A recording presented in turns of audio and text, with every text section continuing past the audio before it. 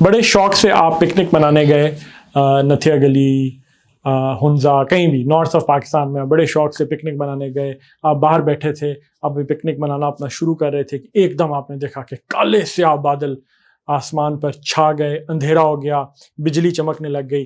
तो आपका सारा जो पिकनिक का प्रोग्राम था, आउटडोर पिकनिक का, वो आपको थोड़ी देर के लिए कैंसिल करना पड़ा। तो आपने अपने दोस्त को कहा कि the dark clouds look ominous, let's go inside, let's pack and go inside.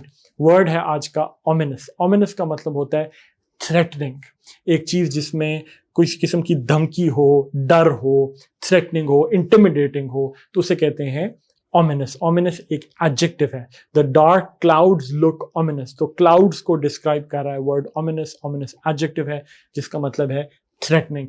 एक और अगर सेंस में यूज करूं तो आप ये कह सकते हैं कि उसकी जो tone of his voice was ominous, उसकी जो आवाज थी वो थ्रेटनिंग लग रही थी, उसमें एक थ्रेट था। तो word ominous, ominous is an adjective.